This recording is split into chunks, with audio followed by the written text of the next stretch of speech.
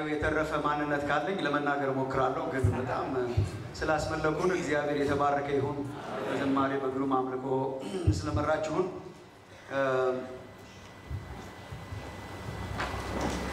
እግዚአብሔርን በጣም አርጌ አመሰግናለሁ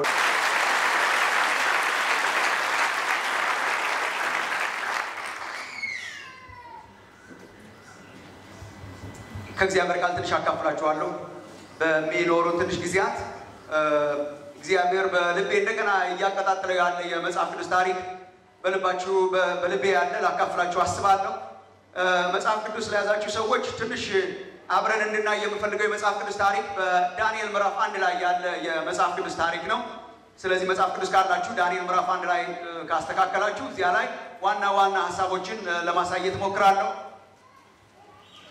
የመልእክት ሐሳብ ዋና ሐሳቡ አክቹሊ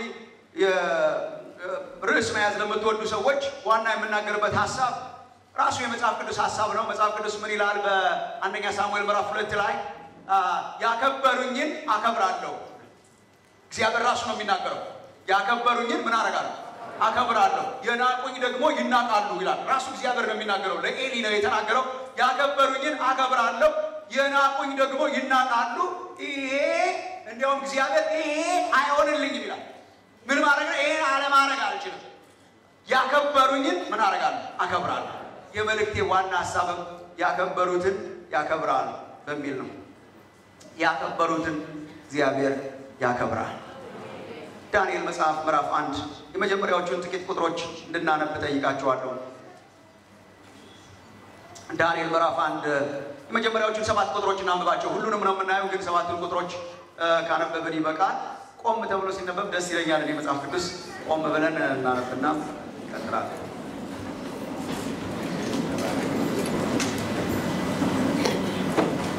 ዳንኤል 1 ቁጥር 1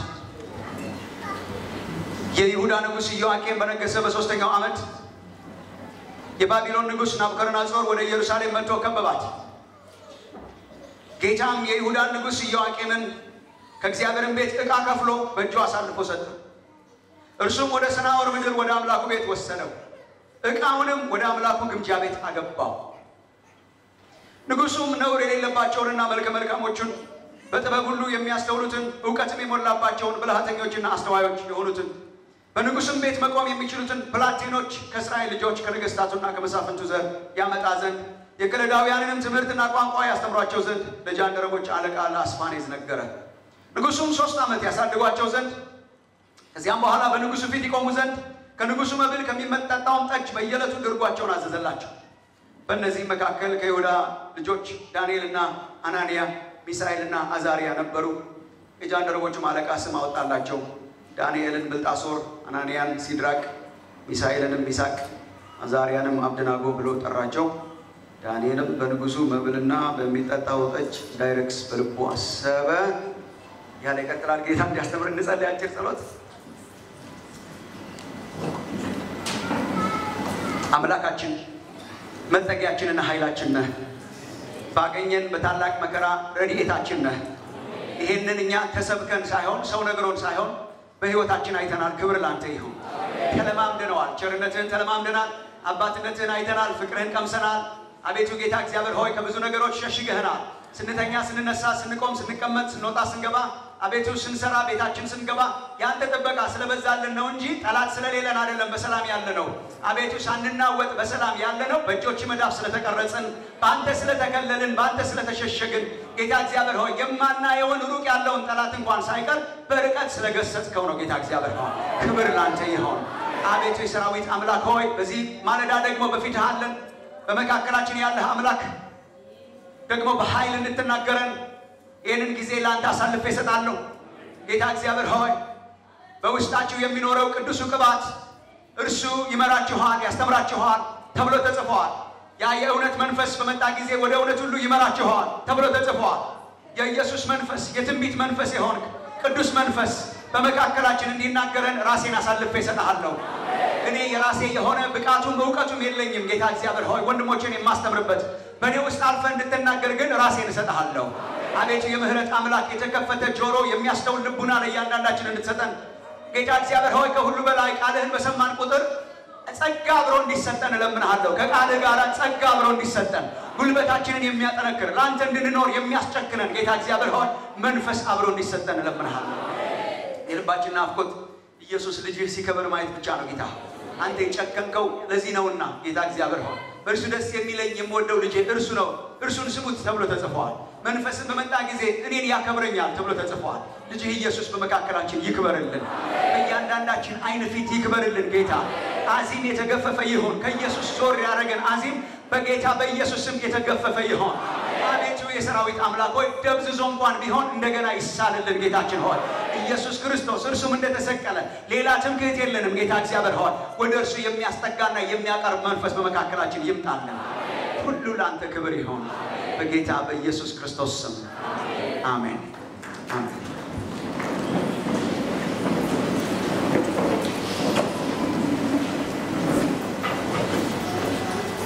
ባንድ በኩል አዲስ ሐሳብ አይደለም የምናገረው መጽሐፍ ቅዱስ ከጫፍ እስከ ጫፍ የሚያስተምረን ይሄንን ነው ብዬ ነው ማምነው እኔ ያከበሩትን እግዚአብሔር ያከብራል መጽሐፍ ቅዱስን ብንጨምቀው መጽሐፍ ቅዱስን ከጫፍ እስከ ጫፍ ብንሄድበት ከዘፍጥረት መጽሐፍ እስከ ራዕይ መጽሐፍ ድረስ ብንገባ እኔ ርዕሱ ባጭሩ በዚህ ይጠቃልላል ብዬ አምናለሁ እግዚአብሔር ያከበሩትን ምን ያደርጋል ያከብራል የናቁት ደግሞ ምን ይሆናሉ ይናቃሉ ይሄንን ነው የምናየው ዘፍጥረት ላይ ብትሄዱ እስከ መጨረሻ ድረስ ብትሄዱ መጽሐፍ ቅዱስ ይሄንን ነው የሚያስተምረን የመጽሐፍ ቅዱስ ታሪኮች ባጭሩ በእነዚህ ሊጠቃለሉ ይችላሉ እግዚአብሔር ያከበሩትን እያከበረ የናቁት ደግሞ እየተናቁ ነው የምናየው ከየትም ቦታ ብትሄዱ እግዚአብሔር እሱን ነው የሚያደርገው የመጨረሻ የዓለም ታሪክ እንኳን ሲጠቀለል የዓለም ታሪክ ሲጠቀለል ሰው ከሁለት ተከፍሎ ነው የሚጠቀለለው እግዚአብሔርን ያከበሩት ከብረው እግዚአብሔርን የናቁት ተንቀው ነው የሚያልቀው ማለት መጽሐፍ ቅዱስ እንዲያው የጠለለ ጁስ ምናምን የምንለው የለውም እንጂ ሁሉ ወርቅ ነው እንጂ እናጥልለው ቢባል እግዚአብሔር ይሄንን ነው እያደረገ ያለው ያከበሩት ይከብራሉ ደግሞ የናቁት ደግሞ ይናቃሉ መጨረሻም ላይ የምናየው ይሄንን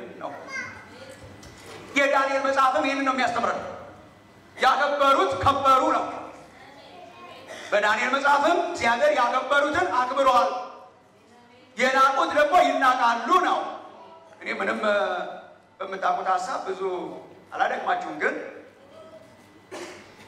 ምን ማለት ነው እግዚአብሔርን ያከበሩ ይከብራሉ ማለት ዳንኤል የሚያስተምረን ይሄ ምን ማለት ነው ሪሊ እግዚአብሔርን ማክበር ማለት ምን ማለት ምክንያቱም በጣም በትንሹ ልንረዳት የምንችላት ሐሳብ ስለሆነች ማለት ነው እግዚአብሔርን አከብራለሁ ስለምንል ሁሉ ጊዜ ምን ማለት ነው ሪሊ እግዚአብሔርን ማክበር ማለት ምን ማለት ነው እግዚአብሔርም ያከበሩኝ ይከብራሉ ሲል ስለነማን ነው ቸርች ውስጥ በሳምንት አንድ ቀን መጥተን ጌታን አከብራለሁ ብለን ስለዘመርን ነው ወይ እግዚአብሔር ከበረ ማለት ማለት ፍለፊት እየተያየን ማለት ነው እግዚአብሔርን አከብራለሁ የቃል ነው ወይ እግዚአብሔርን አከብራለሁ የመዝሙር ብቻ ነው ወይ እግዚአብሔርን አከብራለሁ መድረክ ላይ ቆሞ እንደ የመናገር ብቻ ነው ወይ ምን ማለት ነው እግዚአብሔርን የሚያከብር ህዝብ ምን አይነት ህዝብ ነው ምን ማለት ነው እግዚአብሔርን ማክበር የዳንኤል መጽሐፍ ፍለፊት ነው የሚነግረን ቀላል ሐሳብ ነው ትንሽ ልንገራችሁ እንዴት አድርጌ እንደምገልጸው አላውቅም ምን ማለት ነው እግዚአብሔርን ማክበር ማለት እግዚአብሔርን ማክበር ማለት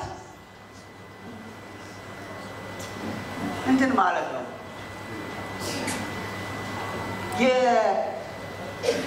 የቁርጥ ቀን ልጅ ሲባል ሰምታችሁ ታውቃላችሁ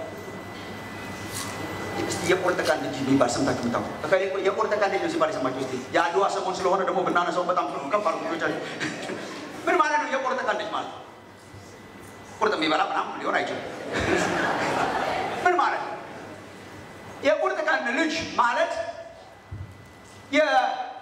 ትንሽ ቃል ብሰማ ከእናንተ ደስ ይለኝ ነበር ህዝቡ ብዙ ነው እንጂ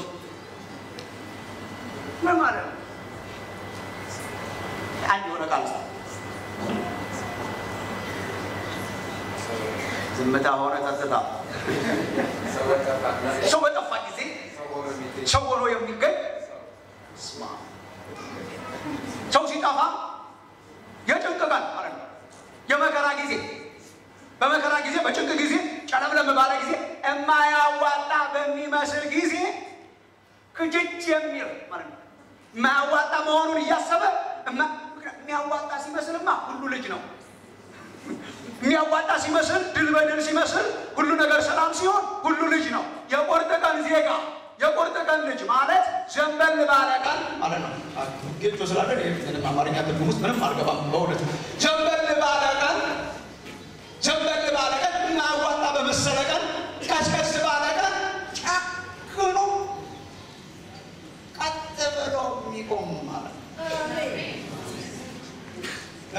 በጣሊያን ወረራ ጊዜ የአድዋ ሰሞን ስለሆነ ከኢትዮጵያ ጋር መቆም የእውነት የሚያዋጣ የማይመስልበት ጊዜ ነበር። ታሪክ ስታጠኑ እቺ አሳደበ ጠመንጃ የሚተኩስ ህዝብ ምናምን የምትል ድሃ አገር ነገር ነው የምትመስለው። ድሃ አገር ናት፣ ጎስቋላ ናት። ጠላት ደግሞ የሚዋጋው በከፍተኛ የጦር መሳሪያ ነው እና ያን ጊዜ ነኝ እኔ ኢትዮጵያዊ ነው ክጅጅ ብለው የተዋጉት ሰዎች ለምሳሌ የቁርጥ ቀን ልጆች ይባላሉ። በአመረረ ጊዜ በጨከረ ተቃራኒ ነገር ካላችሁ ተቃራኒ ባንዶች ይባላሉ። ባንዳ የሚባሉ ነበሩ። ምን ማለት ነው? የሚያዋጣ ስለማይመስል የኢትዮጵያ ልጆች ቢሆኑም እንኳን የልባቸውን በልባቸው ይዘው ከጣሊያን ጋር ያበሩ ማለት ነው። የማያዋጣ ሲመስል ኢትዮጵያዊነት የማያዋጣ ሲመስል ዘንበል ነገር ሲል ባንዳ ነገር ይሁን እንደው ከባዶቹ እነሱ ነበሩ። በጣም ብዙ ያስጠቁን የነበሩ ጨክነው የቆሙና የታገሉ ግን እነሱ የቁርጥ ቀን የመከራ ቀን የችግር ቀን ልጆች እግዚአብሔር ያከበሩኝን አከብራለሁ ሲል ምን ማለት ነው? እግዚአብሔርን ማክበር ምን ማለት ነው? ስሙኝ ወንድሞቼ እናቶቼ፣ እግዚአብሔርን ማክበር ማለት የማያዋጣ ሲመስል የተሸነፈ ሲመስል በማያዋጣ በሚመስል ዘመን በችግር ዘመን ኦልድ ፋሽን በሆነበት ዘመን የእግዚአብሔር ነገር የማያዋጣ በሚመስል በጭንቅ ዘመን ጨክነው ለእግዚአብሔር የቆሙትን እግዚአብሔር ያከብራቸዋል። አንድ ጥያቄ በልባችሁ እየተመላለሰ እንደሆነ ገብቶኛል። ምን ማለት ነው? አሁን እግዚአብሔር የጭንቅ ቀን ይገጥመዋል ወይ? አሁን እግዚአብሔር ይሸነፋል ወይ? አሁን እኮ እግዚአብሔር በተሸነፈ ቀን እግዚአብሔር ዝም ባለ ቀን በማያዋጣ ቀን በጭንቅ ቀን በመከራ ቀን ለእግዚአብሔር መቆም የምትለን አሁን እግዚአብሔር ለመሆኑ መከራና ጭንቀትና ሽንፈት የሚባል ነገር ያውቀዋል ወይ?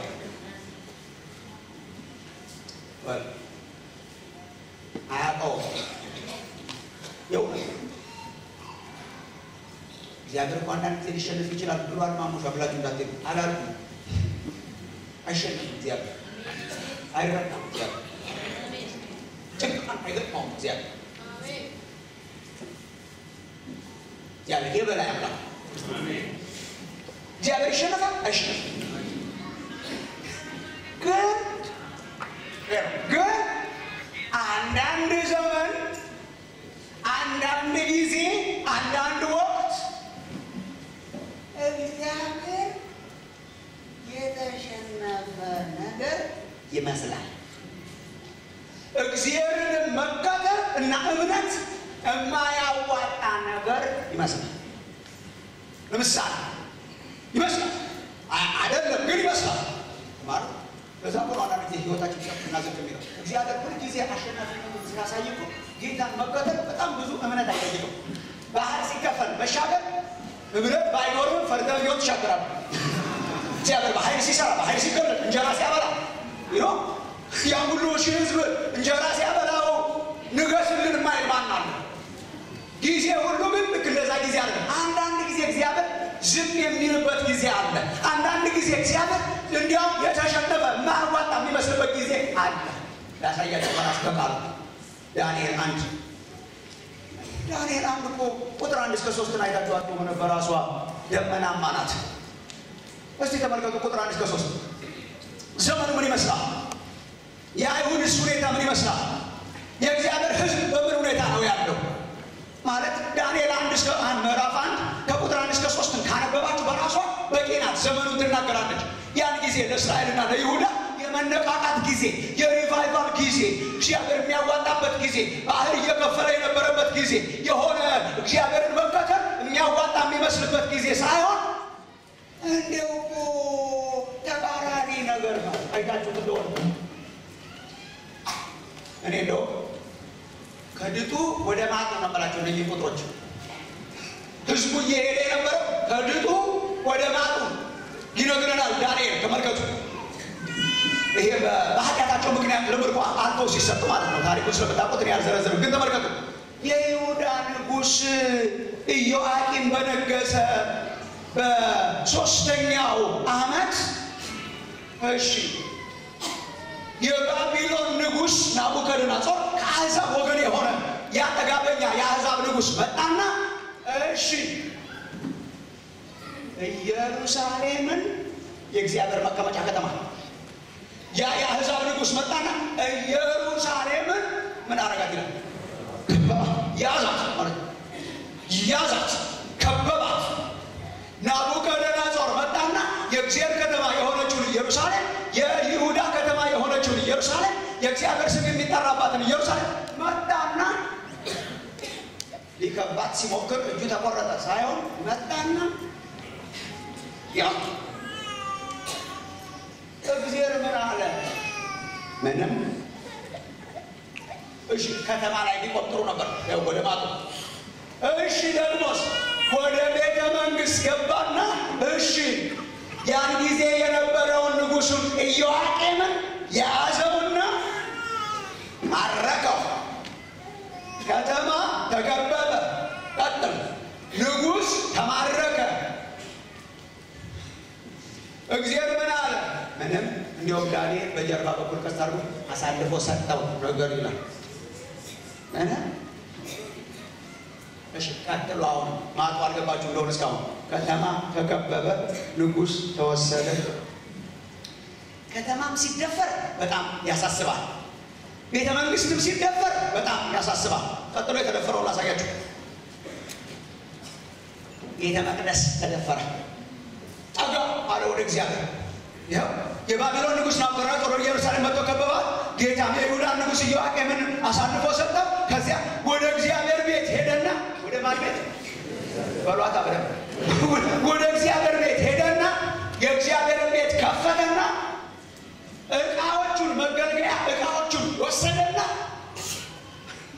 መውሰድ ብቻ ሳይሆን በነገራችን ላይ መልእክቱ አምላካችሁ ተሸንፏል መልእክቱ ወሰደና ዝም ብሎ ቤተ መንግስት አላስቀመጣቸው ወሰደና የእግዚአብሔር መገልገያ እቃዎች የባቢሎናውያን አማልክት ጣዖታት የሚመለኩበትን ቤት ከፈተና ወስዶ የእግዚአብሔርን ዕቃ በራሱ ቤተ መቅደስ በአማልክቶቹ ፊት አረገና ዘጋ ከዛ ምን ሆነ የዛን ቀን ማታ ምንም የእግዚአብሔር ዕቃዎች ታቦቱን ጨምሮ አንዳንድ ቦታ ሲገቡ ያህዌ ይረብሽ ነበር ዳጎንንም ያሰግደው ነበር ዛሬ ምን አረገ ምንም የደመና ቀን የሽንፈት ቀን የውርደት ቀን ጭንቅ ቀን የመከራ ቀን ከተማይቱ ተከበበች ንጉሷ ተወሰደ ቤተ መንግስት ተደፈረ ቤተ መቅደስም ተደፈረ ቤተ መቅደስ ተደፈረ የመቅደሱ ዕቃዎች ተወሰዱ በሌሎች የአሕዛብ አማልክት የሚመለኩባቸው ጣዖታት ፊት ተቀመጡ እግዚአብሔር ያለ አይመስልም የሚያዋጣም አይመስልም አይሁድነት የሚያዋጣ አይመስልም እግዚአብሔር አለ ብሎ መከራከር ለእግዚአብሔር መቆም የሚያዋጣ አይመስልም ወደ ማጡ ከተማ ተያዘ ንጉስ ተያዘ ቤተ መቅደስ ተያዘ ከዛ የመጨረሻው ነገራችሁ በጣም እኔም ደመና መስማት አልወድም ሰርችቷችሁ ከሆነ አንድ ደመና ብቻ ነገራችሁ ህዝብ ተማረከ ህዝብ ዋና ልጆች ነው ወጣቶች ዋና ልጆች ህዝብ ተማረከ መልካሞች ጥበብ የሞላባቸው ብልሃተኞች አስተዋዮች the cream of the society የሚባለው ማለት ነው the cream of the society የሚባለው የህብረተሰብ ዋና የህብረተሰብ ዋና የሚባለው ሰው እኩል ቢሆንም ከፍታና ዝቅታ ባይኖረው ዋና ወሳኝ የሚባለው ወሳኝ ወደፊት the future እነ ዳንኤል ጓደኞች ወጣቶች በእውቀት የተሞሉ መልካም ደስ የሚሉ በነገስታት በመኳንንት ቤት ያደጉ እውቀት የሞላባቸው the cream ዋናዎቹ the future ተወሰኑ አመጣቸው በነገራችን ላይ አመጣቸውና አንበረከካቸው ተዋረዱ ተሸነፉ በነገራችን ላይ እነዚህ ወጣቶች እንዴት አወቅ ያላችሁ እንደሆነ ራሳችሁ ልትመራመሩበት ትችላላችሁ ግን ዳንኤል ቀሳር በሚነግረን ምን ያዘመን እኮ ከተማ መያዝ ብቻ ሳይሆን ቤተ መቅደስ መደፈርም ብቻ ሳይሆን ንጉስ መወሰድም ብቻ ሳይሆን ህዝብም ተወስዶ ተዋርዶ ነበር ይላችኋል እንዴት ነው የተዋረደው የምትሉት እንደሆነ መጀመሪያ ያረጉት ሲያመጧቸው ወደ ባቢሎን እግዚአብሔርን የሚያከብር ስማቸውን ቀየሩና የውርደት ስም ሰጧቸው ወጣቶች የእያንዳንዱ ወጣቶች ስም እግዚአብሔርን የሚያከብር ስም ነው። ስማቸው ሲጠራ እግዚአብሔር አብሮ ይጠራል። ስማቸው ሲጠራ እግዚአብሔር አብሮ ይጠራል። ለምሳሌ ዳንኤል ሲባል ኤል አለ፣ ኤሎሄም ዳንኤል እግዚአብሔር አለ በስሙ ላይ። ዳንኤል ማለት እግዚአብሔር ዳኛዬ ማለት ነው። ስሙ ራሱ በተጠራ ቁጥር ዳንኤል ስትሉ እግዚአብሔር ዳኛዬ ነው፣ እግዚአብሔር ፈራጅ ነው፣ እሱ ነው ዳኛዬ ማለት ነው። ዳንኤል አቤት ከዛሬ ጀምሮ ስም ተቀይሯል። አሉት ቤተ መንግስት አስገባ። ማን? ብልጣሶር። እኛ ምንም ላይ መስለን ይመስላል። ለዳንኤል ህመም ነው፣ ሞት ነው። የእግዚአብሔር መወሰድ ብቻ ሳይሆን የውርደት ስም የተሰጠ ብልጣሶር። በነገራችን ላይ የሴት ስም ነው የሰጡት ለዳንኤል። የሽንፈት ዘመን የሴት ስም ስለሆነ ብቻ ሳይሆን የሴት አማልክት ስም ነው። ንጉሱን ትጠብቃለች ተብላ የምትታመነው ጣዖት አምላክ የእሷን ስም ነው የሰጡት። የእግዚአብሔር ክብር ተወስዶ እግዚአብሔርን የሚያከብር ስም ተወስዶ ሌላ ስም ማለት ነው፣ የውርደት ስም ማለት ነው። ህዝብ ተሸነፈ። ሌላኛው ጓደኛው ለምሳሌ የዳንኤል በነገራችን ላይ ብዙ ወጣቶች ናቸው። አራቱ በስም ስለተጠቀሱ ነው እንጂ ብዙ ናቸው ወጣቶቹ። አንደኛው ዳንኤል ነው። ሁለተኛው ስሙ ለምሳሌ አናንያ ይባላል። አናንያ የእግዚአብሔር ስም አለበት። አናንያስ የምትባሉ ልጆች ትኖሩ እንደሆነ አናንያ ማለት እግዚአብሔር ቸር ነው ማለት ነው። እግዚአብሔር ባለጸጋ ቸር አምላክ ነው። የጸጋ አምላክ ነው። ከኔ ማጅን ስም ሲጠራ እግዚአብሔር የጸጋ አምላክ፣ እግዚአብሔር ቸር አምላክ ነው። አናንያ አቤት ስም ተቀይሯል። ማን? ሲድራቅ።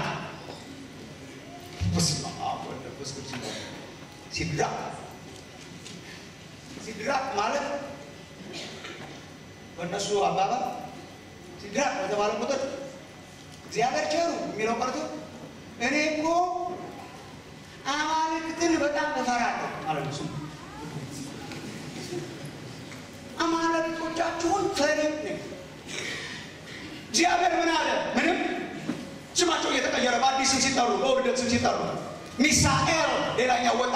ሚሳኤል ማለት ትንሽ ከሚካኤል ጋር ይሄዳል። እንደ እግዚአብሔር ማን ነው ማለት ሚሳኤል ማለት እንደ እግዚአብሔር ማን? እንደ ያህዌ ማን ነው? እሺ ስም ተቀይሯል። ማን? ሚሳቅ ልክ እንደ ሲድራቅ ተመሳሳይ ነው። በአማልክታችሁ ፊት የተዋረድኩ ነኝ ነው። ያኛው እፈራለሁ ነው፣ ይሄ ተዋርጃለሁ። የማዕረግ የክብር እግዚአብሔር ያለበት እግዚአብሔር እንደ እግዚአብሔር ማን ነው የሚለው ስም ተወስዶ እኔ እኮ በአማልክቶቻችሁ ፊት የተዋረድኩ ሰው ነኝ። የመጨረሻው ነገራችሁና ቶሎ ወደ ሀሳባችን ብንሄድ ይሻላል። አዛሪያ ማለት አዛሪያ የሚባለው ትኖር እንደሆነ አዛሪያ እግዚአብሔር ረዳቴ ማለት ነው። እግዚአብሔር የእስራኤል አምላክ ረዳቴ ብድግ አድርገው ወሰዱ። የስም ለውጥ ማ አብደናጎ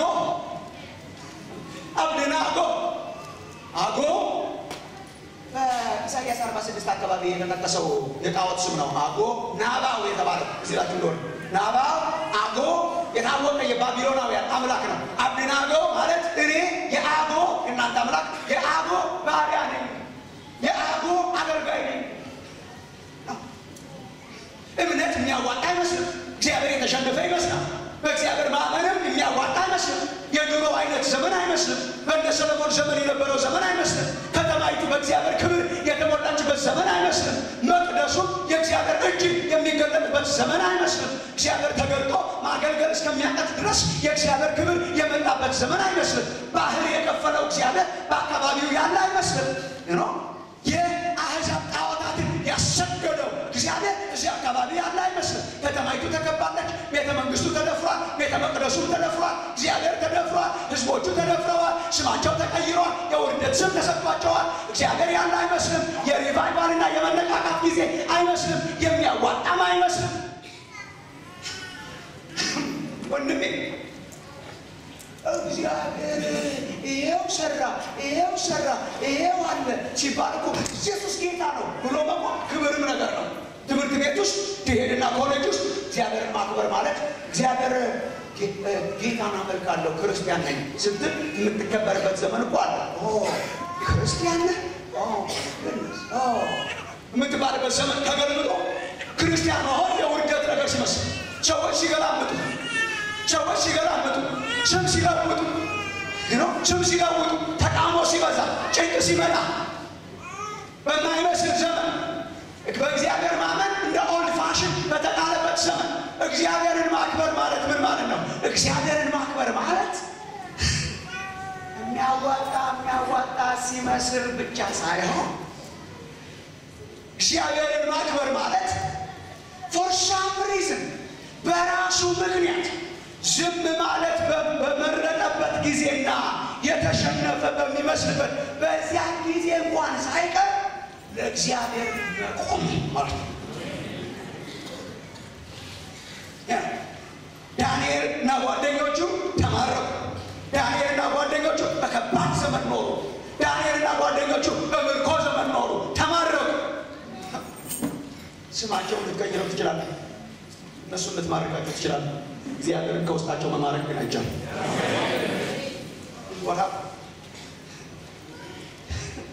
ተማረኩ፣ መጡ። እንደው ኃይልና ማስገደድ ብቻ ሳይሆን ፕሪቪሌጅም አለው።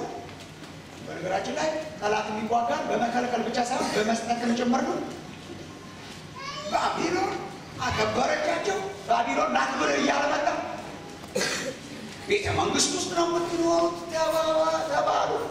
እናንተ ምርጥ ስለሆናችሁ ለ3 ዓመት በቤተ መንግስት ትኖሩና የንጉሱን መብልና መጠጥ እየጠጣችሁ የባቢሎንን ፍልስፍናና እውቀት እየተማራችሁ ቋንቋ እያጠናችሁ ፍልስፍና እያጠናችሁ በንጉሱ ፊት እንድትቆሙ ይሄ ሁሉ ፕሪቪሌጅ ተሰጥቷቸዋል ተባሉ።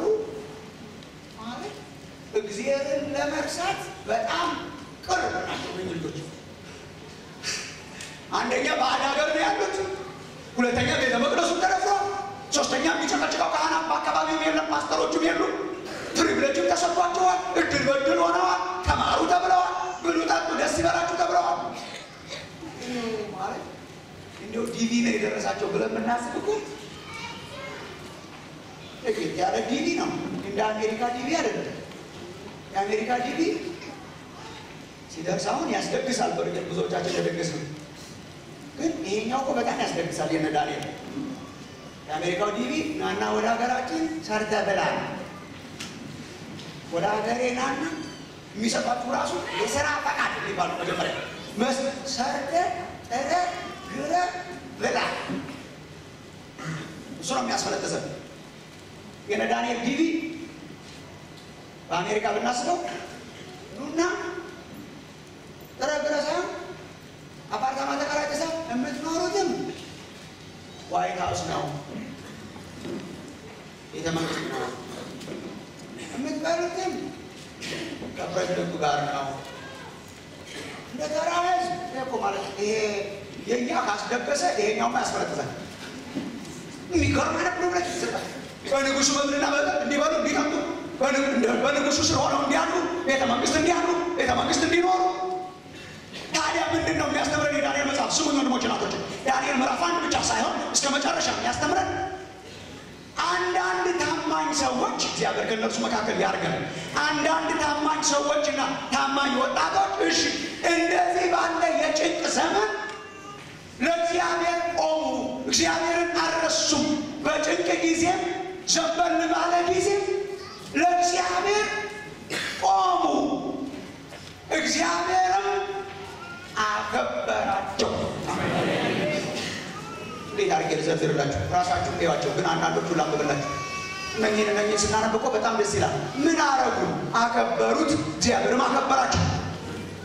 አንዳንዶቹ ታውቃላችሁ፣ ዳንኤልና ጓደኞቹ አንበላም አሉ።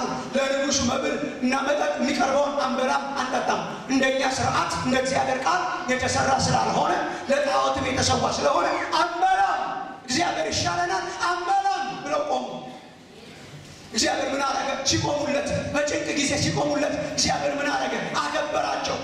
እንዳይረክስ በልቡ አሰበ። ዳንኤል ምዕራፍ 1 ቁጥር 8 በልቡ አሰበ። ቅድም ስትጸልይ እንደተናገርከው እግዚአብሔር በጃንደረቦቹ አለቃ ፊት ለዳንኤል አለቃ እግዚአብሔር አለ። የሌለ ይመስላል እንጂ ለካ ለሚቆሙለት እግዚአብሔር አለ። እግዚአብሔርም ለዳንኤል በጃንደረቦቹ አለቃ ፊት ምን አደረገው? እግዚአብሔር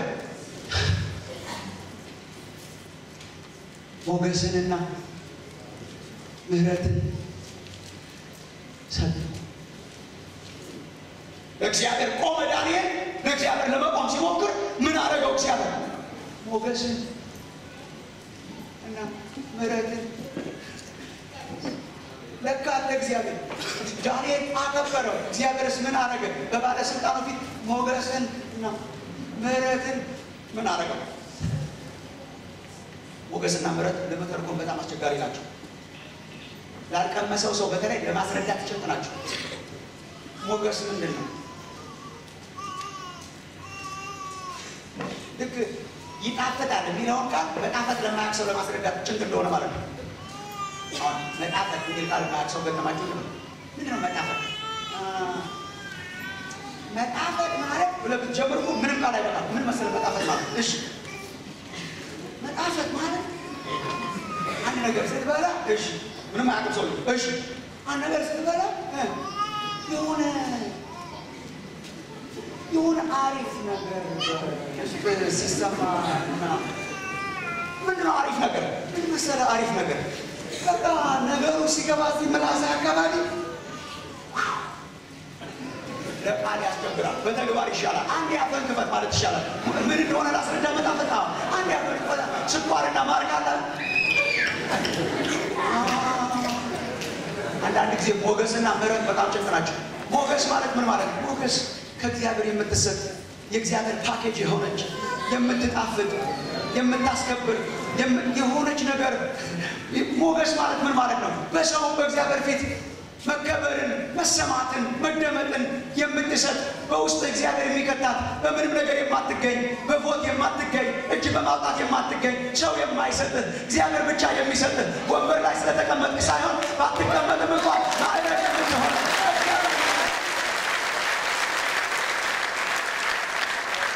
በክርክር ብዛት ሳይሆን ዳንኤል ያሸነፈው በክርክር ብዛት ሳይሆን ያችን ጣፋጭ ነገር እግዚአብሔር ሰጠው። ክርክር ሊያሸንፍ አይችልም። አልበላ ማለት ሊያሸንፍ አይችልም። እንዲያሸንፍ የምታደርግ እግዚአብሔር ፓኬጅ የሆነች እሷን ጨመረለት። እግዚአብሔር በጃንደረቦቹ አለቃ ፊት እግዚአብሔር ሞገስ፣ መሰማትን፣ ምህረትን እግዚአብሔር ሰጠው። እግዚአብሔር የተባረከ ይሁን። ስትቀጥሉ ይነግራችኋል። ዳንኤል ለእግዚአብሔር ቆመ። ጓደኞቹ ለእግዚአብሔር ሲቆሙ እግዚአብሔር አከበረው። ጥራጥሬ በሉና ቁጥር 14 ተመልከቱ። እንዲያውም አላነበብም ብዬ ነበር ይሄን ስለምታውቁ፣ ግን አይ ቲንክ በጣም ጥሩ ነው። እግዚአብሔር አከበራቸው። እግዚአብሔር ያከብራል። አብሶሉትሊ እግዚአብሔር ያከብራል። እነማንን? ሳያዋጣም እንኳን የሚቆሙለትን ጨካኞች። ይህም ነገራቸውን ሰምቶ 10 ቀን ፈተናቸው። አገኛችሁ? ከ10 ቀንም በኋላ ከንጉሱ መብል ከበሉ ከብላቴኖቹ ይልቅ ፊታቸው አምሮ ስጋቸው ወፍሮ ታየ። ማን ያደረገው? እግዚአብሔር። ለእነማን? ለቆሙለት። መቼ ለቆሙለት? በሽንፈት በሚመስል ጊዜ፣ በማያዋጣ ጊዜ ለቆሙለት። እንዴት አድርጌ ላስረዳችሁ ወገኖቼ? ቁጥር 17 ተመልከቱ። ምዕራፍ 1 ምን እኮ በቃ እግዚአብሔር ያከበሩትን ያከብራል። ለእናንተ አትሰበኩም። እግዚአብሔር ይሰራል። ወንድሞች እናቶች፣ እነዚህ ለአራቱ ብላቴኖች አየ በጣም ብዙ ብላቴኖች ነበሩ። ባቢሎን ያዋጣል ብለው ከባቢሎን ጋር ባንዳ የሆኑ አየ እግዚአብሔር የሌለ መስሏቸው እኮ የተዉት ነበሩ። ስለዚህ ጸሐፊው በጣም በጥንቃቄ ነው የሚጽፈው። በጅምላ ሞገስ ሰጠ አይልም። በጅምላ እግዚአብሔር ሰራ አይልም። ከይሁዳ ሀገር መጥተው ሽንፈቱን ተቀብለው እግዚአብሔር ያለ አልመሰላቸውም። በባቢሎን እንደ ባቢሎን የኖሩ አሉ። ልክ እንደ ባቢሎን አይነት እነሱን ሳይሆን እሺ ለእነዚህ ለአራቱ ብላቴኖች ለእነማን? ለቆሙለት ለአራቱ ብላቴኖች ለእነማን? እምቢ ላሉ፣ እጅ ላሉ፣ አክራሪ ለሆኑ፣ ላካበዱ ለእነዚህ ብላቴኖች እግዚአብሔር እሺ በትምህርትና በጥበብ ሁሉ እውቀትንና ማስተዋልን ሰጣቸው ማለት ሰጣቸው። ከዚህ ቀጥሎ ተመልከት። ሰጣቸው። ዳንኤልን በራእይና በሕልም ሁሉ አስተዋይ ነበረ። ነግራችሁንም ወደታችሁ ብትወርዱ ንጉሱ በተነጋገራቸው ጊዜ ከብላቴኖቹ ሁሉ እንደ ዳንኤል፣ እንደ አናንያ፣ እንደ ሚሳኤልና እንደ አዛሪያ ነገራቸው ላይ ጸሐፊው በቀድሞ ስማቸው ነው የሚጠራቸው። የባቢሎንን አይቀበልም። እሺ እንደነዚህ እንደ ዳንኤል፣ እሺ እንደ ዳንኤል፣ እንደ ሚሳኤል፣ እንደ አዛሪያ፣ እንደ አናንያ አልተገኘም። በንጉሱ ፊት ቆሙ። ንጉሱም በጠየቃቸው በጥበብና በማስተዋል ነገር ሁሉ በግዛቱ ሁሉ ከሚኖሩ የህልም ተርጓሚዎችና አስማተኞች ሁሉ እግዚአብሔር የተሸነፈ ይመስላል እንጂ አይሸነፍም። እግዚአብሔር የማያዋጣ ይመስላል እንጂ ሁልጊዜ በእንደዚህ አይነት ጨለማ ቢሆን እንኳን ከየትኛውም አይነት አስማተኞች ሁሉ እነርሱ 10 እጅ የበለጡ ሆነው አገኛቸው። ዳንኤልም እስከ ንጉሱ እስከ ቂሮስ መጀመሪያ ድረስ ዓመት ተቀመጠ። እግዚአብሔር አከበራቸው። እግዚአብሔር ጥበብ ሰጣቸው። እግዚአብሔር ሞገስ ሰጣቸው። እግዚአብሔር በትምህርት አላቃቸው። እግዚአብሔር ያከበሩትን ምን ያደርጋል? ያከብራል። አሜን።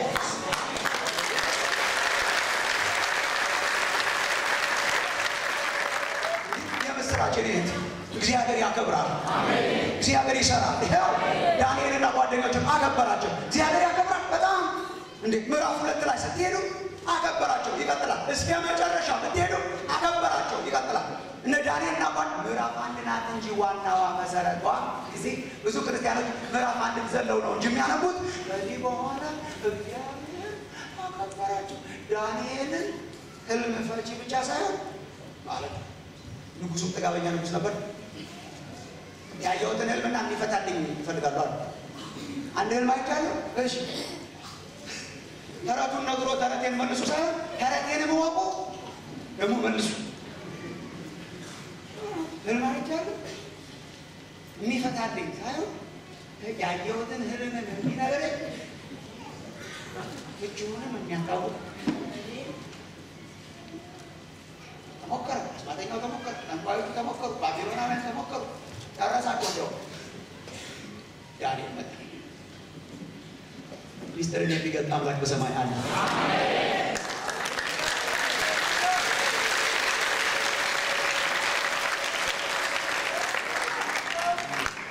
እግዚአብሔር ያከብራል። ኦፍኮርስ ዳንኤልን ተመልከት። አከበረው እግዚአብሔር። ስሙ ተቀይሮ በባቢሎን ሀገር እግዚአብሔር አከበረው። በጭንቅ ቀን የቆሙለትን እግዚአብሔር ይቆምላቸዋል።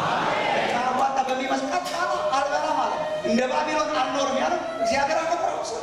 ህልሙንም ትርጉሙንም ማለት ምዕራፍ 3 ላይ ስታዩ ምዕራፍ 3 ወጣቶች እኮ ያረጉት ይሄ ቆሙ ለእግዚአብሔር። ሶስቱም ያስገርሙኛል። ዓለም በአጠቃላይ ሲሰግድ እንዲሁ አንተ በጣም አበዛው የምትሏቸው ክርስቲያኖች ናቸው። ሃይማኖት ጥሩ ነው ግን በጣም አካበዳችሁ የምትላቸው ወጣቶች ናቸው። አካበዱ።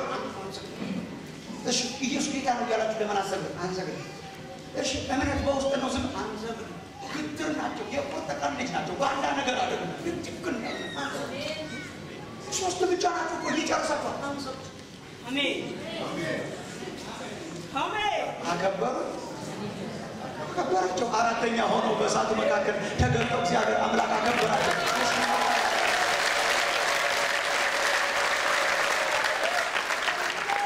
እግዚአብሔር ያዋጣል። ኦፍኮርስ እግዚአብሔር ይሰራል በደንብ አድርጎ። እግዚአብሔር ጣልቃ ይገባል በደንብ አድርጎ። ከእሳት ያድናል በደንብ አድርጎ። አሜን። መጸለይ ተከለከለ። አከበረው ዳንኤል። አሁን መጸለይ አንተ ዳንኤል መጽሐፍ ያከበሩኝን አከብራለሁ። አሜን። ዳንኤል መጽሐፍ መጸለይ ክልክል ነው ተባለ። በግልጽ ጸልያለሁ ብሎ ልቀኛው ነው። ያከበሩት ማለት የመዝሙር ነገር ብቻ አይደለም። ያከበሩት ማለት ይሄ ነው። አዋጅ በእርሱ ላይ ወጥቶ አገር በእርሱ ላይ አዋጅ አውጥቶ መጸለይ ተከልክሎ እጸልያለሁ። አርበኛ ደስ ይላል።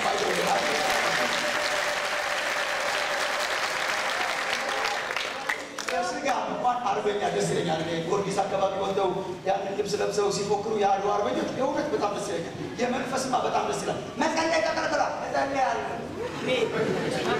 ዳንኤል ምን ታለብሰዋለህ? እግዚአብሔር የሆነ ነገር ሳያለብሰው አይቀርም። አርበኛ ማለት ስለዚህ ነው። እጸልያለሁ። እግዚአብሔር አከበረው። አብሶሉትሊ እግዚአብሔር ይሰራል በደንብ አድርጎ። ጉድጓድ ውስጥ ትጣል ይሆናል ግን ጉድጓድ ውስጥ ገብቶ የአንበሶቹን አፍ ዘግቶ እግዚአብሔር አምላክ ከአንበሶች መንጋጋ አወጣው ዳንኤልን። እግዚአብሔር ይሰራል ይሰራል።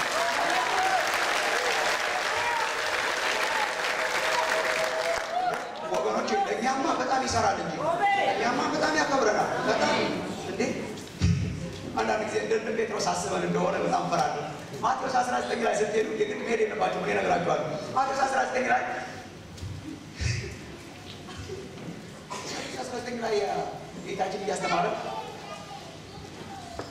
አንድ ጎበዝ መጣ። ስሙን እንዲሁም ወደታች ዳንኤል 19 ማለት ነው። ማቴዎስ 19 ጎበዝ ነው የሚለው። ጎበዝ ማለት ያማ ማለት ወጣት እድሜውን ለመግለጽ ወጣት ነው። ጎበዝ ነው። ደግሞ መጽሐፍ ቅዱስ ምን ይላል? እጅግ በጣም ብዙ ሀብት ነበረው ይላል። ማለት ያም ነው ደግሞ በጣም ሀብታም የኮቻቻ ይታዩ ልጆች የሚያማልለው አይነት ብራዘር ነው።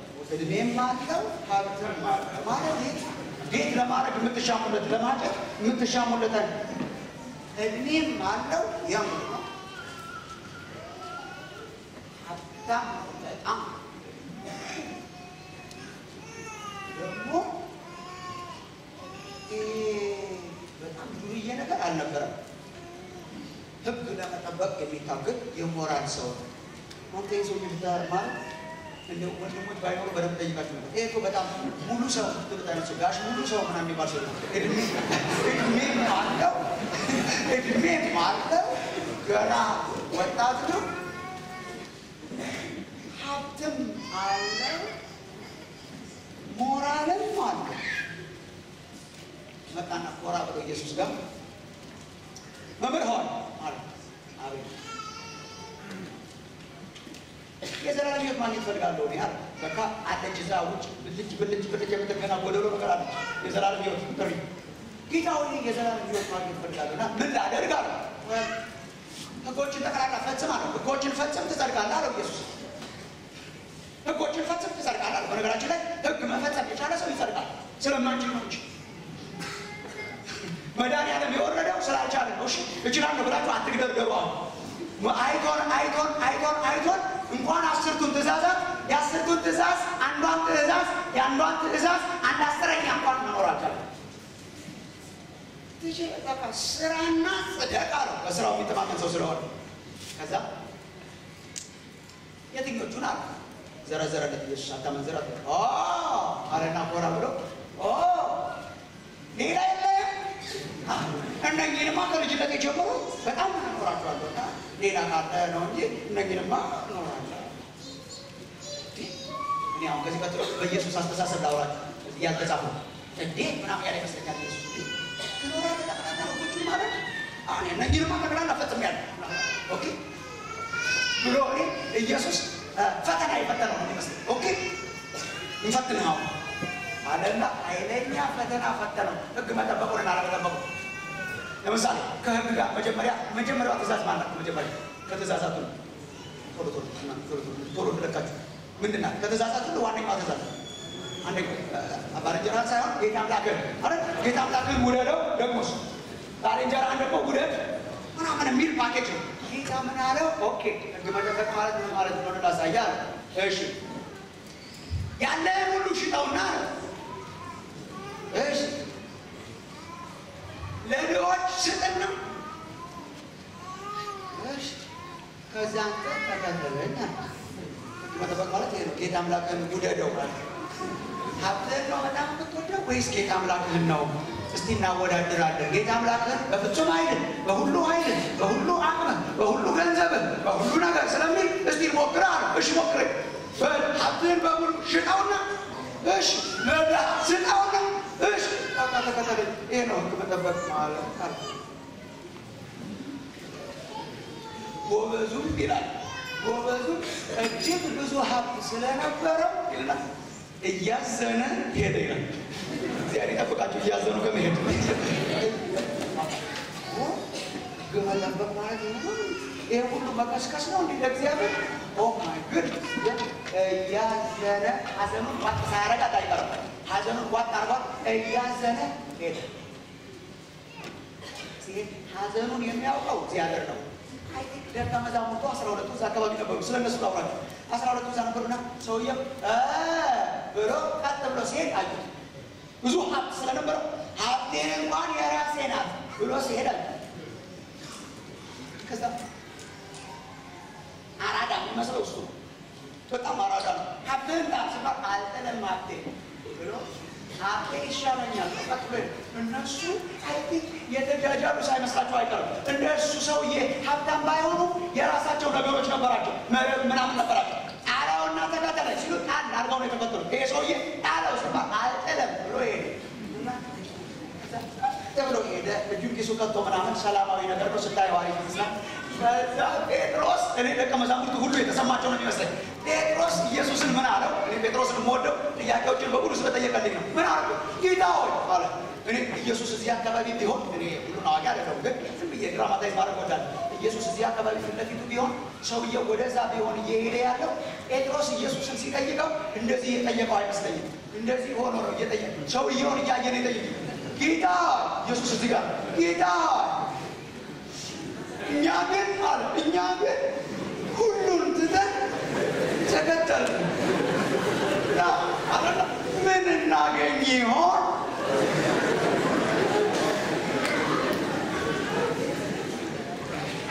እሱ ከነ ሀብቱ ቀረ። እኛ ግን አከበርን። ጌታ እኛ አከበርን። እኛ ቃሉ ስትለን ቃሉ ምን እናገኝ ይሆን? እኔ አላውቅም። ከዛ በኋላ ጌታ ኢየሱስ የተናገረው ልክ እንደቅድሙ ስኳር ለመናገር በጣም ይከብዳል። እዚህ አከበራችሁ በረባችሁ ታላችሁ። ጌታ ኢየሱስ ምንም አትሆኑም አላለም። ላንብብላችሁ ጊዜ አለ። ኢየሱስ ያለው ማቴዎስ 19 ነው። ምን ያከበሩትን ያከብራል፣ እኛማ በጣም ያከብረናል። እናክብረው እንጂ ማቴዎስ 19 ላይ ነው። ጌታ ሆይ እንዴት አድርገህ ታከብረን ይሆን? ምን እናገኝ ይሆን? እኛ ሁሉም ትተን